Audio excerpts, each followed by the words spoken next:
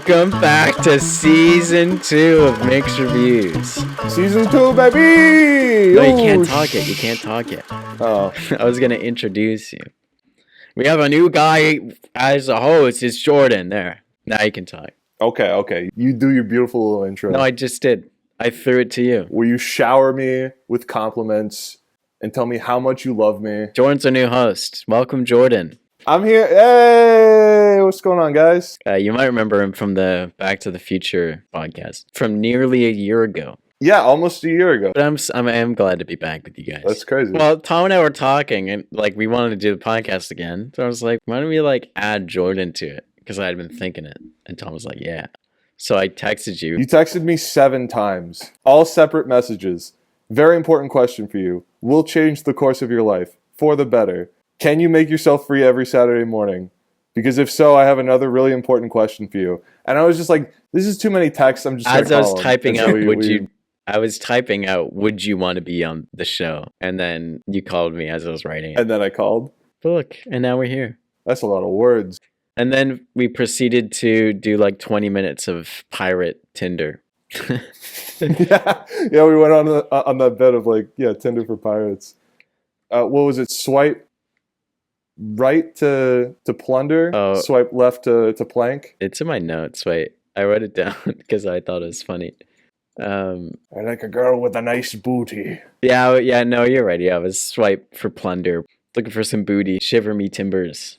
That's a super It's when you shiver me timbers. I like a girl that can shiver me timbers. I'm in the search for some booty. Looking for someone to hoist my sails.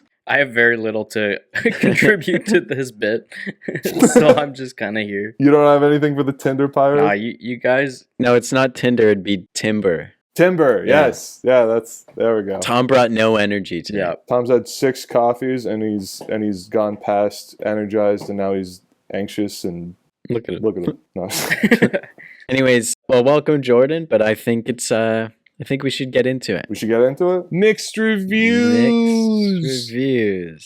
Jordan picked our movie this week. I did. It was his welcoming gift, and I was instantly disappointed when you told us what movie we were watching. Oh my god, yeah. And then it changed. And then it flipped, and then I was like, well, maybe he has a point. Yeah. I wanted you guys to regret this decision as soon as possible. I regretted it the second I saw the name. So, I mean, our viewers already know what we're watching, but Jordan, what movie did you pick this week? I picked Madam Web. Simply because, I was looking through your catalog of episodes that you've done, and it's a lot of, recent movies, but also, you guys sure do love to talk about good movies that you like. Yeah. Gotta mix those reviews a bit. Gotta put some garbage We in said there. that we were going to look at good and bad movies, and we never did, so that's when I was like, oh, he's got a point. It's easy to talk about good movies and say good things about good movies. But yeah, no, I've watched this 3 times now. I dislike this movie a lot. But nonetheless... Yeah, it's not good, right? No.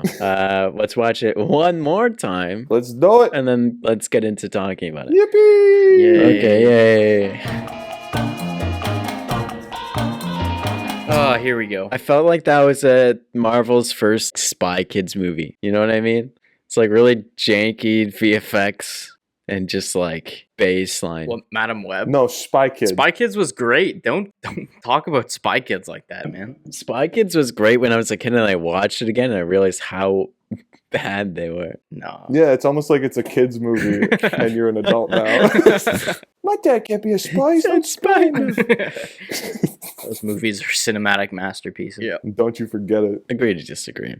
No, they were good. I remember loving those movies. Anyways, that's off topic. Madam Web. Madame. Why is she a madame? Never comes up. Yeah, no. It never comes up. I don't think they ever say it's her name. Yeah, it's just the title of the movie. She's like... Oh, well, her last name's Webb. But they never call her... They never say Madame Web. No. Yeah, there's never a scene where it's oh, madam. It's oh, please, madame was my father's name. Call me Cassie. I think that would have been the best scene if they put that in there. Yeah, that would have been great. That would have been... I think you should have wrote this thing, man. I should have wrote and directed, starred. I'd be a great Madam Web. I think you would have been... I can bring that sardonic angst. You need the pit vipers to play. I need thin vipers so you could see my eyes and see that they're working. There you go. And that I'm not blind. All right, well, where do we start with this thing? I don't know. I mean, Where do we start? There's the beginning of the movie, like seconds into it, the reason I instantly turned off taking this movie seriously was literally I think the second line of the movie was his line, and it was the worst ADR, and I was like, oh, one bad line, you know. Nope. Yeah. The entire movie, they re-ADR'd his voice. like almost the entire character. Yeah. It was so weird. Everything he says. Well, I mean, I had zero intention of watching this movie. Mhm. And if it weren't for this podcast, I probably would never have watched this movie. Same here. Mainly because the ridiculous memes that I've been seeing since it released. Weirdly enough, it's kind of unfair that I went into the movie knowing as much as I did about True. it. It's like I was so biased when I was watching it. So I decided to watch it kind of on my own terms and on my own volition, like alone. And no, I still hated it. It was horrible, and there are so many things wrong with it. There's a few things I liked about it, but I'm talking like tiny things that have no real significance to the quality of the film. Mm. And it just makes me wonder what the hell actually happened. It's kind of upsetting because it could have been so awesome. It could have been really cool. They set up like a really awesome, strong woman movie with 4 lead heroes, and then nobody brings it. Yeah. And it's just devoid of passion or, interest at all. This is a bag-focused movie. Everyone's just there to get paid. Honestly. But I love how, spoiler alert, the true hero of this film is PepsiCo. Yeah, oh my best God. sponsorship. The best sponsorship. The fact that the heroes of the film don't land one hit on the villain, and the way they defeat him is with a giant Pepsi sign, is like... There's no fighting in this movie. No, it's not. An ambulance packs a bit of a punch. A taxi cab packs a bit of a punch. But the PepsiCo P packs the biggest punch I of like it. all. And it's funny too, because he's shown to have the Spider-Man strength. And they even say in the exposition that he has the strength and the climbing stuff. But in that same scene, one, he can't survive the dropping of the massive P, but he can't escape like 4 little metal pillars that hold him down. Like there's like a good minute there where he's just stuck underneath these 4 little metal pillars. It feels like when he's fighting the girls in the climax, it's entirely contrived for him to like not be physically close enough to like land a hit. Or like he gloats for like too long and just stands on that bridge. Yeah. Sydney Sweeney, her character is like, oh, I know Taekwondo. And you'd think it. like, as movies, you'd see it. That would be a setup for a payoff, but it just never comes up. No, she swims. She swims to the bottom of the lake. She should have said like, I take swimming lessons or something. That would have worked. Have anything. Yeah, that would have worked. Any sort of thought into what these characters are saying. I'm also really curious how they got down in the end, because they set that building on fire. Like it was in flames. The explosion factory? The explosion factory was in flames. How'd they get down? They use their spider powers. But did she jump from the top of the building into the... I don't know how they got down. But they're all there at the... She is a spider woman. Maybe she had a vision where they got down and then they... Yeah. That's how it just worked. were. Bam. Because my biggest qualm was, other than the writing, was that ADR. And the whole time I was just trying to sit there like, why? Like, what? He does the accent. And the few lines he has that you can tell aren't ADR, he does the same voice. So it's not like the Doolittle movie where they just get him to redo the whole accent. Yeah. And obviously the edit's all forced around it. They're cutting out his dialogue to redo it. So that led me to, I was looking up, doing research about like, what was the script originally? Like, because obviously they rewrote it a whole bunch of times. Like, I think they said that in their interview. Like during the press junket? Yeah. They rewrote it a whole bunch of times. So it was like they shoot half the movie with one thing and then they changed it, and they had to like, instead of reshooting all his stuff, they just ADR'd it. And then I stumbled onto rumors. No one's confirmed it. But the original, quote unquote, the original plot was that obviously Peter's born in the end of the movie. But apparently it was, he was trying to go kill Emma Roberts, so Peter Parker's never been born. That was the whole, he's trying to stop this from happening. And then she, with the 3 girls, stop him from doing that, right? And that explains, like... Make a lot of sense, yeah. Right? And it explains why... Like, when Emma Roberts showed up, I was like, why? What? She wasn't in any of the marketing. She's like a pretty, like, up there name. It's like, what is she doing here? Get out while you still can. Yeah. And it's weird too, because like they originally were gonna set it in 1990 to work with Andrew Garfield's Spider-Man. Apparently, the other people went deep into it. I don't remember what they said, but in videos, like there's a whole bunch of stuff that like works with like in the movie that works with it lining up to Andrew Garfield's Spider-Man being born at the end of the movie. But then they changed it to 2003 to work with Tom Holland's Spider-Man, which makes sense. He's never going to show up in these. Yeah. I don't know why they're banking on Well, that. I don't think they're ever gonna make another one, but I hope they don't. What do you mean? This did so well. There's going to be so many spin-offs and sequels. Toys. Buy the toy. There's Madame Web Nerf guns. That's something I wanted to kind of touch on, actually. I have a lot of notes about it. So I kind of separated this movie into what I liked and what I didn't like. And something within my what I liked here is how Ben, Mary, and then like the baby is part of this movie. Mhm. Because it was objectively one of the best parts of the movie, you know, like the baby shower scenes. Obviously, Adam Scott's Ben Parker and Cassie's friendship was probably one of the best parts of the movie, for me at least, like most entertaining and natural feeling. Just like the fact that there's significance to the whole plot seems like it's removed, right? Like they're there, but they're not. And the whole sequence of the movie kind of plays up the three girls. They don't even get their powers in the movie. No, but like the main event in the climax is the fact that Mary is on the way to give birth, and now the guy spotted them and is like chasing them, right? So like this Mary character is moving the whole story around. Yeah, she's such a big part of the final act, but for the majority of the movie, she's really only there for name drops. Like she doesn't serve any significant purpose. Or lack thereof name drops. Did you guys notice that? That's another thing I wanted to say is it's awesome, you know who they are, but you have to either A, be told or be paying attention bulletproof. Like I missed the Ben Parker name drop because it's only said once that his last name's Parker in the hospital scene right after they talk with the kid in the hallway who wants to give Cassie the photo. She's like, oh, that would be Mr. Ben Parker or whatever who did all this. Yeah. I missed it. So for the whole movie, until Jackson really kind of told me, I was sitting there thinking, oh, this guy's just name's Ben. Like, obviously, anyone in the Spider-Man universe named Ben is going to be like, oh, is it Ben Parker? But it's like, come on, like an average moviegoer would pretty much miss that unless like they were very well read on all the Spider-Man history and all this stuff. So, or if the subtitles were on. Yeah, well, it's such a reach, right? And when you're making a movie like this, it's best to keep in mind like your general audience. Like it's good to make a movie for someone who is definitely going to get that reference. But considering they're trying to bring in a lot of, I'm assuming, young girls and young people who might not be like as well versed in the Spider-Man world as you know, like the three of us, because we grew up with all these different Spider-Man properties.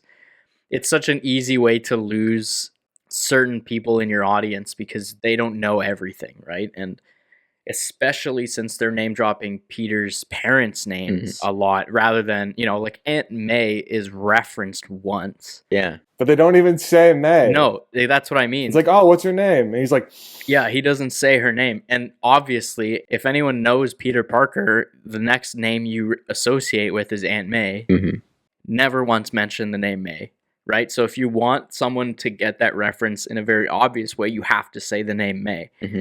And I wonder too if that adds to like them being in it in such prevalent characters. Like, was the original part like, especially because she moves the story, Mary moves the story so much. Like, were they big parts in the movie? And they shot all these scenes and were like, okay, we'll scratch this Peter Parker. And maybe it was even the producers came in and were like, no, we can't do Peter Parker, or we don't have the rights, or whatever. I don't know. But maybe it was like a halfway through, someone came in, they canned it, and then it's just like now they have this half movie with Peter Parker, and they're like, switch it up, switch it up. No, I mean, I agree with you. It's kind of ridiculous. Also, the fact that you never see his parents, like, or his father. So actually, this kind of ties in.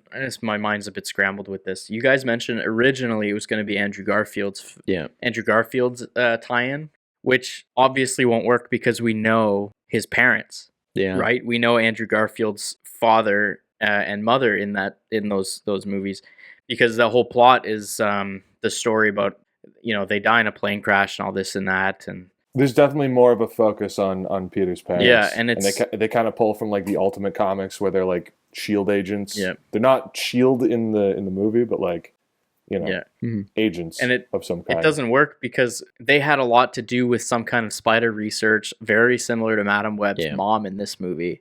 And, they were researchers and they were doing all this stuff. And it's so similar that I can see why they wanted to change the plot there, because it just obviously wouldn't have been as tight as they may have wanted it to be. Right. But the main issue is they can definitely tie in the whole Peter storyline. I don't know why they changed it or what, but it totally caused the writing to flop, I think.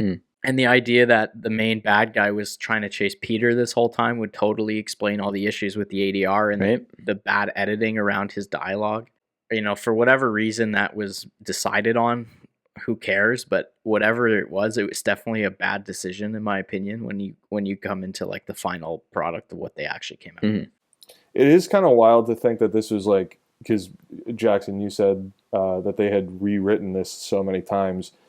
The final product feels like so literal in terms of like exposition and dialogue and like hitting the emotional beats that they want to hit. It genuinely feels like they wrote it once. Right? Yeah. And then just shot it as is, like just to map out everything, and then they were done. Like from what I could pick up, it was the two guys that did Morbius and a whole bunch of the other movies. They wrote it, and then they brought S.J. Clarkson on. Yeah, Clarkson. They brought her on, and then they were like, okay, we're going to give her... They made it very clear in all their interview stuff. She was given full creative control over this. They're just penning this on her. No, she was the one that said this. Oh. In an interview. She's like, yeah, they gave me full creative control to really go with it. Anyways, it's like, okay, so they had a draft. She came on, and then now she also has a story and writing credit. So it clearly, it's not even the first draft, because the two guys wrote it, then she came on and wrote it, and then there's more people that came on and wrote it. So with 5 or 6 writers, it's like, how do you miss all this? Too many cooks. I have a chime in on this, just in my own opinion, is I think the people who were hired to write this movie are they're just employee writers of the studios. Just like Yes Man. Yeah, and you typically find with people who have no real passion about what they're making, it's typically they write their draft and then they move on, they get their paycheck, and they don't really try to look through the script on a serious in-depth level to make sure it works and to make sure that it plays with all the other properties they want to reference and play with. Like I was saying to you, Jackson, when we watched it, it always felt like they had this problem in mind with the writing, and they did the quickest Google search they possibly could to either confirm or deny what they wanted to write. And then when they figured out, blah, blah, blah, yeah, let's run with that, it works. And that's my only reference I could even say to that is the Toxic thing, which I know you guys definitely know about, is Britney Spears' Toxic. So I get the feeling like the director or the producer, whoever the hell it was who wanted that song playing over the radio. I'll also say that song does work pretty well as for what's happening in the scene, because he's trying to use his toxic venom. But also I saw it this last time I watched it, when she first comes back after failing, and the diner comes back and it's playing the intro where it's the looping sample, which I thought was oh, that's kind of cool. It's because she keeps going back and doing this. And then the song even is looping. Anyways, I thought that was a good song choice, but... Yeah, that's fine. And, I'm not criticizing necessarily the choice of the song, but, it's because there wasn't enough care to really make sure it was a bulletproof choice, because it's obviously set in 2003. Yeah. Didn't release on the radio until 2004. So it's that kind of half laziness in terms of their writing that makes me feel like they did that along the entire way. You know what I mean? Yeah. Oh yeah, 100%. Another pick I have is Dakota Johnson's character in 2003 is wearing Blundstones that you're buying in 2024, 2023. I saw that. And I'm like, did these boots exist in 2003? Just shoot it, whatever. Just shoot it. Well, they kept changing it while they were shooting it. Just get it done. Yeah, they're just let's get it done. Screw it, The entire plan of Ezekiel Sims, so he gains access to this technology, right? That the NSA agent or whatever had. Yeah. First off, he has to seduce the agent. So this entire kill a national security agent to gain access to unreleased tech, hinged entirely on that pamphlet. That's what I was just gonna say. And then they go to the apartment, they do the deed. He gets access to this technology somehow, has her key card or whatever, and then just has screens of computers that are able to, like, you know, they have access to tech in 2003 on par with like modern surveillance. So like tapping cameras, facial recognition, tapping calls, you know, tracking systems, etc. But also the ability to like make picture perfect renderings of faces based on recollections of a dream. I don't and then generate like perfectly de-aged maskless renderings of those same faces. And it's just like, you know, why set it in the past at all if you're this unwilling to work with the limitations of your setting? Because this is just hack shit. I'm sorry. This is like, this is groan worthy. I completely agree with you, man. It's like, there's obviously a suspension of disbelief. You know, the audience is comfortable to, you know, accept certain things because we're in a fantasy world, and like the movie makes such a point about its timelines and its dates. There's the one or two blurbs that come up, or titles that tell you what the year is, right? If they hadn't shown those, you obviously would assume this is set in 2024, because there's no distinction aside from Britney Spears' Toxic that kind of dates it at all. The outfits are quote unquote dated, but at the same time, they're just fashionable outfits. Well, here's the thing. I wanted to talk a little bit about the costume design as well. So I guess this is a good segue into that. The costume design is not dated at all either. The three girls who are probably the most complex costume designs are the only standouts they have are like crop tops and like somewhat low-rise jeans. Other than that, you would never be able to tell this was like set in the early 2000s. The costume designs are just pretty lazy.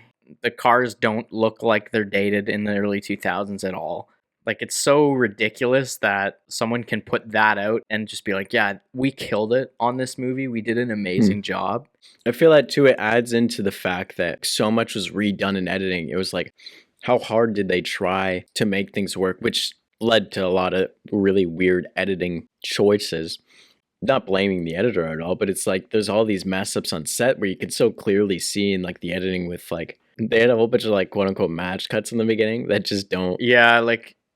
It's just like cutting on bad motion. And in the beginning, it's like they add the handheld documentary comedy camera style in only that beginning scene, which does not work at all. It just is silly. With like those weird like artificial zooms, like they're like so tiny, but they're so fake, and you could tell. And it's like, it's so weird. It's jarring. They do that at the beginning. They do that at the end. That's like, why? Yeah. The idea to do all these crash zooms and, you know, digital push-ins in high intensity moments is a decision they made, and they didn't seem to record it and shoot it the way they should have for that scene to bring its intensity. So they decided to do fix it in post format, which is basically they get the editor to do crash zooms and to make it more intense. But the editor is so limited to what he can actually do. You can't fake the camera movement after the fact, right? And it's a recurring technique they've been using this whole movie, I think, because on set they didn't really consider everything that's going to need to go into making the shots work the way they want them to. So the poor editor and the poor post-production team gets this movie that's whole mentality seemed to have been, let's fix it in post. And now they're left to kind of pick up all the pieces that they kind of left on set and all this, you know, back and forth just to make something work. And then all the rewrites on top of it. I could only imagine the hell that this movie went through in post-production just to make something, let alone something good. Let's take a quick break to hear from our sponsors. Hi, I'm Jackson's mom, and I'm here to tell you about our Patreon. Starting at $3 a month, you can unlock early access to videos and podcast episodes, exclusive series and behind-the-scenes content. You can participate in live episodes and get the ad-free extended versions of this podcast with bits like this. It also sets up in the climax where she like splits off into three. That pays off like what, 20 minutes later, 10 minutes later? I wrote the line down. If you master your power, you can use the web to be in more than one place at the same time. This is a classic filmmaking technique called Chekhov's web. If you have the tribal dude from the beginning of the movie dressed in civvies because he didn't want to wear the costume for the reshoots, and show up 30... He has an ascot. He has an ascot on! If you have that character show up 30 minutes before the movie ends to tell the protagonist that if she masters her power, she can use the web to be in more than one place at the same time, then she has to use the web to be in more than one place at the same time by the end of the movie. It's Chekhov's web. Yeah. Classic filmmaking. I also, his very important line, when you take on great responsibility, Great power will come. Spider-Man, anyone? Anyone? Spider-Person.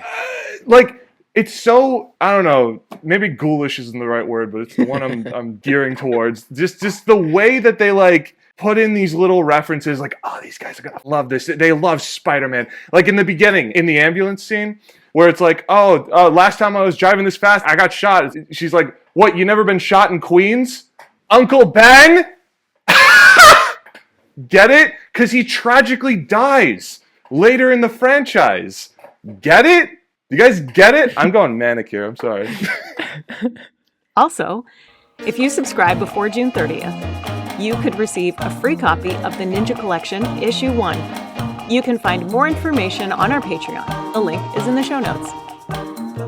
Thanks, Jackson's mom. Let's get back to the episode. I think there are a few good things I do want to mention. Yeah. Because we could probably go for hours on just like trashing this movie. And we should. I truly enjoyed like the concept that they released on screen. It's very, what do you call it? Minority Report. If you guys remember that whole concept and story of like pre-crime. This person has access to seeing his future potentially, and he's trying to prevent his own death. Mm-hmm. I like that idea. It's a cool idea for something that could be really awesome, and the kind of like ethics and the like humanity and the level of like legalities on like, is that just morally, that's a really good discussion. That's a really good think piece. Mm-hmm. If they'd have pulled it off, I think it could have been a really good setting for like a superhero movie. In all of the bad, some things about this movie were good. Like, the cinematography of this movie was really cool. I liked how they did that whole sequence in the diner. It makes no sense. But it was cool the way they shot lots of that stuff with, like, the things wiping frame. Like, I think they were supposed to, like, represent webs. But the whole thing was shot cool. Like, the DP of this movie, this is an Oscar-winning DP. He knows what he's doing. He shot this movie well. It looks beautiful. It's just when you're looking at something that makes no sense and the writing's not there, it loses its value. But it still looks great. I think the VFX team did a pretty good job as well. Other than his suit. Well, his suit was fine. Sometimes a suit, like especially in the end, it did not blend in the scene. It looked good, but the colors were off. It didn't blend in the scene. Yeah. I mean, if I were to compare it to like Black Panther's final fight scene suits, it was better than that. I don't know, man. He looked pretty rubbery in some parts. Yeah, I implore you to look back at Black Panther 1. And it was... Oh, no. I'm not saying that that's not also like a PS2 cutscene, but like... But no, I have to say, like, I liked the visuals, and considering a lot of the editing and like the sequences where she's traveling through time was VFX. Like, I really liked those. I mean, granted, if the VFX suit is, like, the one main bad thing, then I think they did a pretty decent job. And sometimes I liked the editing. Like, when she was kind of seeing through the future and coming back, like, I like how those sequences were cut. That was cool. That was also a cool aspect of the movie. But that's about all I have to say about the editing. And my final point that I really liked is basically just, like, the friendship and the writing between Ben and Cassie. Yeah. Like, I liked that. It was entertaining. It was fun. It was sweet. And Adam Scott and Dakota Johnson, I think, just performed really well together. They had like some chemistry.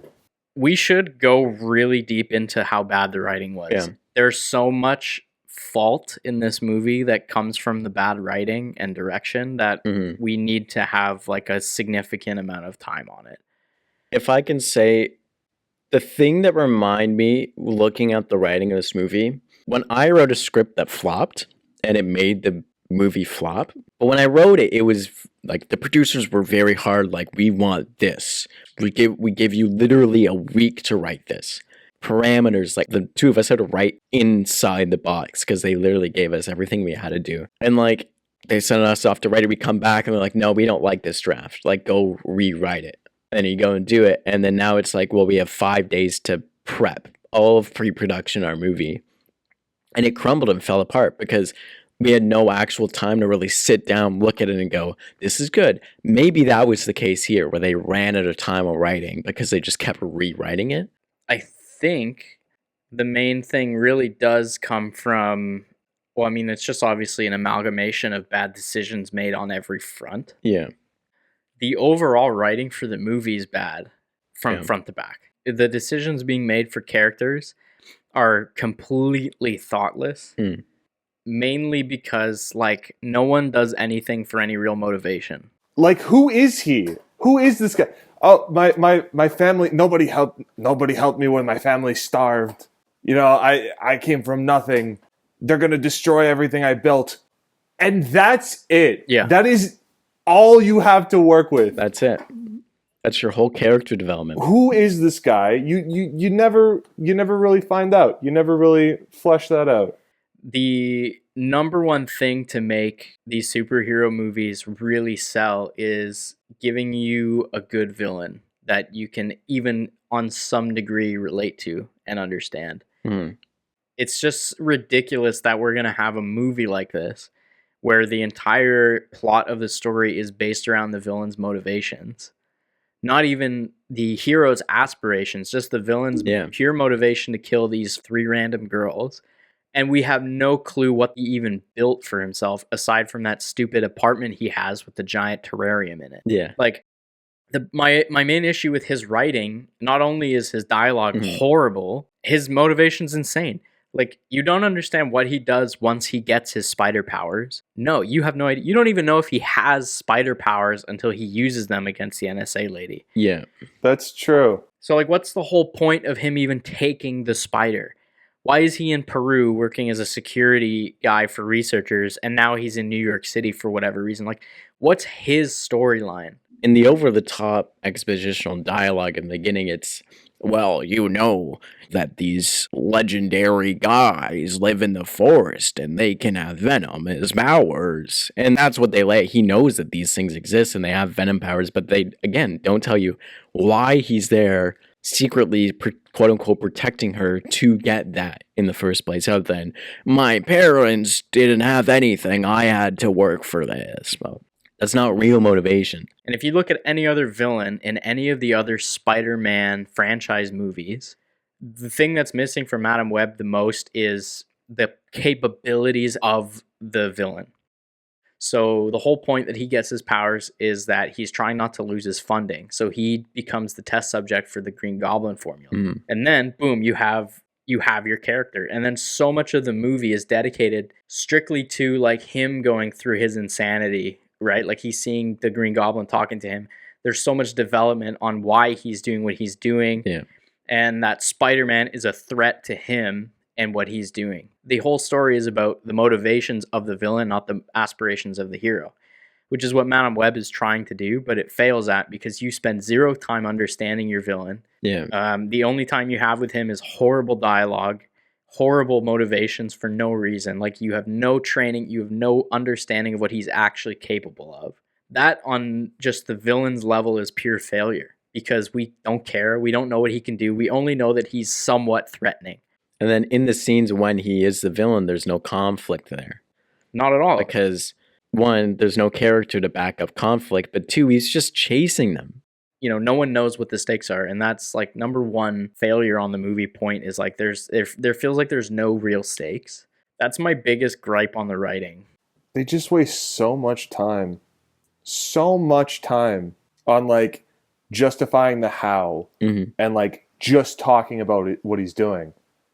Like, I'm sitting through these scenes and it's just a slog. It's like, I don't know this person. I don't understand his motivations. I'm mad. I'm upset. This movie made me upset. But to it also on the flip with the hero side of it, it's like you got these 4 women who are capable of being of being strong heroes, women. Not heroes. in this movie. Not in this movie. Not in this movie. But in Madam Web 2. In Madam Web 2, there'll be the choice to make it just following her, and then all they do is run, takes away their ability to be anything but like damsels, like running away. Because like, yes, she has powers, but she can't use them for the whole movie. She doesn't use the abilities of being able to do things or to fight him and defeat him just to escape him, just to keep the movie moving forward. And it's a waste of her powers, really. She doesn't like use it to like figure something out, and like they get there ahead of time at the explosion factory, and they don't like come up with a big like fight plan. They're just like, okay, well, let's just set off all the explosions that are here to slow him down. Yeah, let's just slow him down. And two, it's like, if this movie was grounded in reality, they would have done a bit more research on how fireworks work, because those weren't it was just like shooting projectiles. Which fireworks, when you see the firework part, you're just seeing flying bits of gunpowder go off in colors. And so the fact that it's a firework that blinds her underwater, little pieces of flaming gunpowder aren't gonna stay lit underwater.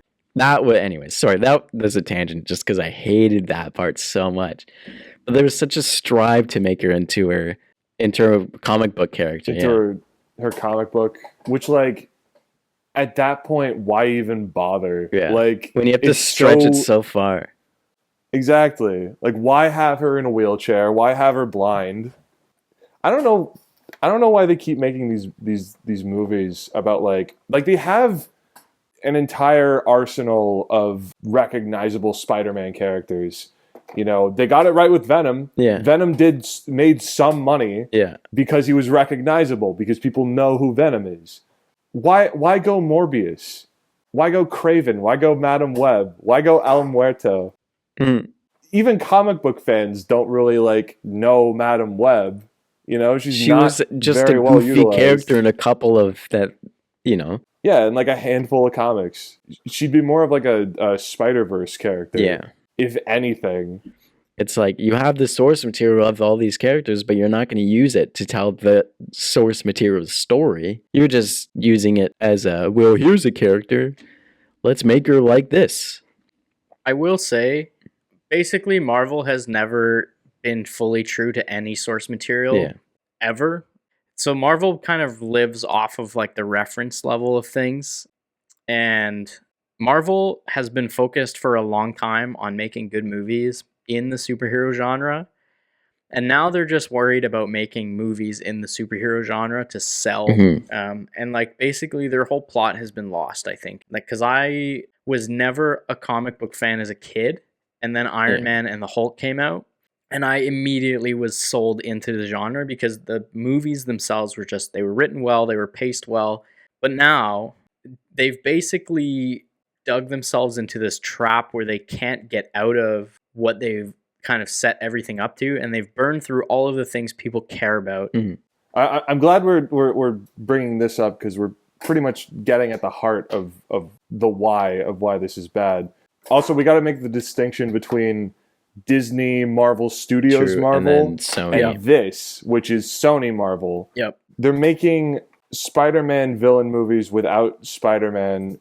I don't know if it's part of the deal between Marvel Studios and Sony that they can't have.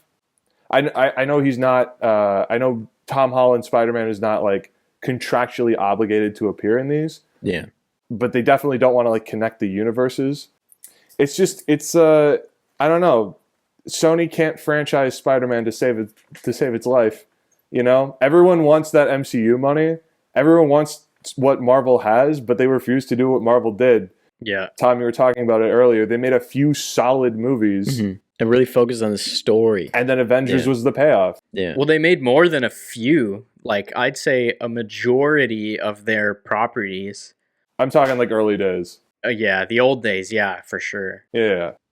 They tried it with Amazing Spider-Man 2, and then they just like blew their load on the second movie. Yeah. You know, just so much of it was like a setup. Yeah. And you know, that's a problem with like modern superhero stuff, modern, you know, It's all just setting up because They're trying. yeah, they build a big universe and now they just keep adding to it rather than just making a solo thing. But at the same time, this solo thing was wasted trying to build up to a second one. They're concerned with generating hype for what's next without like focusing on The story now. what's now, you know? Yeah. Make something good so that we're excited to see more of it, Yeah. you know? I feel, and Jordan, I know you paid a ticket to go see this. I feel really, really bad for the people who paid to see this movie. And it drives me crazy. Why can't you guys hire people who aren't pushing any kind of agenda or gender thing? Like, not to say that this is what it's doing, but like, it just drives me crazy. I think with the fact too of like trying to do a Marvel movie that's fully like there's all the 4 leads are all female and it's a very female heavy story. That, let alone of just being great for PR, but just like that's awesome to see a movie with so many strong female characters. Yeah. Like that's a great thing to be trying to do, and I appreciate it. I was excited about it. I wasn't gonna go see it, but I was like, okay, cool, it's great, you know, we're moving somewhere. And then it comes out and it's just like, yeah, but the movie was terrible. Like you get the good actors to play the characters, you get, you know, a female director to come in and do it, and like you get all these things, but at the same time that's just you have a bad movie in the end of it. It's not the actor's fault. Yeah. Like they did their best, but you just have a bad movie at the core of it. It's great to want to promote the movie saying it's an all-woman lead cast and it's an all-woman whatever, this or that. It's great to promote that, and it's great to do that. It's important that we're doing that in our industry, right? But the problem is, I think it's kind of shooting people in their own feet, because you do that, but then the movie comes out and it's not good. It's not a good viewing experience.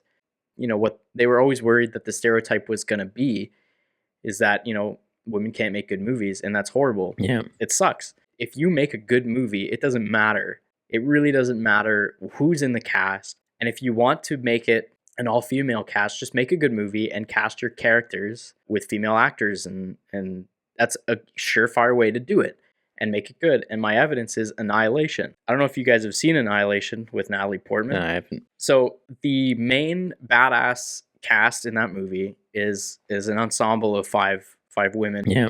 The movie is so tightly written and the characters are very interesting that it doesn't matter who's playing them, right? Because the whole time you're watching the movie, it's like you're not getting any, like, you know, woman power jokes, nothing. It's just a good movie, and there are 5 women fighting the bad guys, and it's awesome.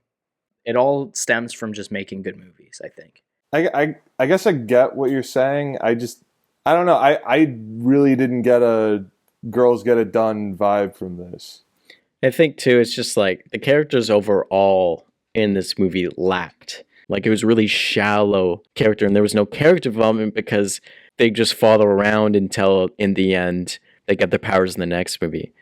The characters can't do anything, and they can't resemble strong women because they aren't strong characters. Yeah. They aren't representative of anything. They don't really have like anything going on. They signal these like ideas of what they want the characters to be. Yeah. Like the one girl that's supposed to be smart has a shirt on that says I eat math for breakfast. Yeah. She solves a math problem. She counts the heart rate. And that's it. Mm-hmm. That's it. That's all. You know, we did our job. Everyone knows this. She's smart. But it didn't add to her character. She never uses her brain to do anything in the movie. It was really hard looking at a bad movie that, you know, didn't do many things right. It is, right? Yeah. It's tough, right? Because it's tough in the position that we're in when we're picking a bad movie, because it's hard and it's not fun to be like negative for an hour and a half and just completely bashing a movie that a lot of people worked really hard on to make and to finish. If it doesn't, like, in my tummy, it doesn't feel good. To your point about like bashing like a movie with like hearts and minds behind it and that not being fun, this is a very corporate made by committee movie. Yeah. This is like, if you're gonna make fun of any movie without thinking about like the people that made it, this is prime real estate for that. This is all guys in suits making decisions, trying to fast track their cinematic universe so that they can get that Marvel money. It's not like The Room kind of thing where there's like, you know, sincerity behind it, it's this guy's dream of making a movie and he just was terrible at it. Yeah. Which, you know, I would say is sort of the key pillar of So Bad It's Good. Yeah. And like something like this lacks that sincerity and like earnestness. So it's not quite there, but I do think in terms of like So Bad It's Good movies, we really haven't had one of those in a while. Yeah. So it's refreshing, you know? Like everyone memed on Morbius when it came out, and I honestly think that like the culture surrounding that movie was funnier than like the actual movie itself. Yeah. Whereas this, it's like it's bad, but it's interesting. It's endlessly fascinating. The decisions they're making, minute to minute, the things coming out of their mouths. It's like, wow. Yeah. How do we get here? That's the magic of cinema. No.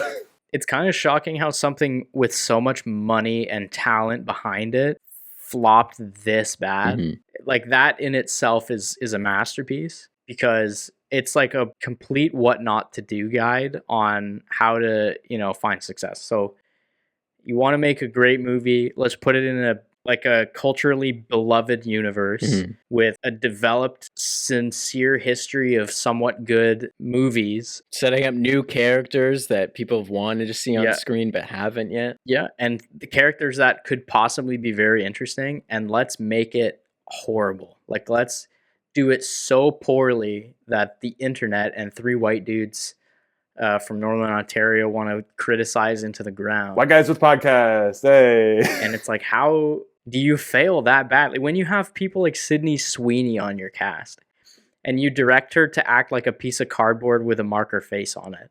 Like, how? And like so against type too. Like, how do you do that? How do you get Dakota Johnson to play herself and still kind of be hard to watch? Yeah, how do you get Dakota Johnson to care less? Yeah. How is that even possible? Yeah. What went wrong? And then you cast her as a healthcare worker? How are you supposed to believe that this woman cares about anyone or anything? Yeah. It's so rough. It's sad because this is the direction the industry's kind of going with these movies. People are worried about AI taking over in writing. I think AI could have written this whole movie and it would have all of this would have made more sense. I thought AI did write this movie. I was shocked to find out that there were hearts and minds and souls behind People this. are worried about AI writing stuff. It's like, this is the level of what AI can do, and people wrote this. As far as we know, people wrote this. So it's like, I'm not really worried about AI writing stuff if people are doing a lot worse. It's just because you get all these things, let's say, theoretically, if the point of this movie was to get an AI script, cast all these people and do it, it's not going to do well because you got good cinematography, you got, because the writing and the backbone of the whole thing is bad. Let's say if AI wrote that, it's not going to do good just because you have all these other things and getting a robot to write it for you, right? Like, if the most important part of the movie is the writing, because it's grounding the whole part of storytelling that you're going to the theater to see. You know, it's kind of like the Cristiano Ronaldo sculpture that came out, where like the art piece, the concept was there, but the execution was just so bad it was embarrassing. And then, they try to polish a turd, which never works, right? And like, I think that's the prime downfall of Madame Web is, they worried so much about the look, the final product, and they worried so much about what it was going to be that they never actually managed to get it there. And it just it fell apart, it just doesn't work. And now we're sitting here talking about it. Yeah. Well, I think we have said everything we could say about this movie. Just about. Well, alrighty. Well, thanks, guys, for trying to break down.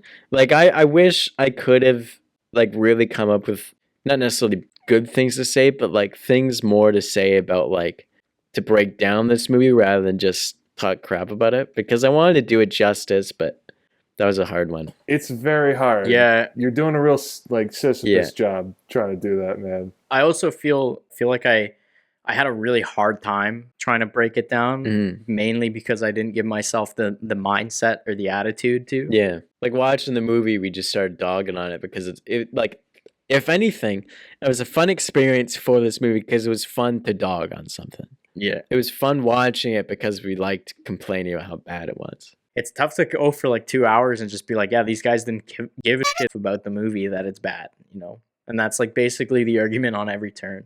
But we give a shit. Yeah. We hold film to a level of excellence. That's why we need to talk about it. This is why we explore the magic of cinema. The magic of cinema is not to be tampered with.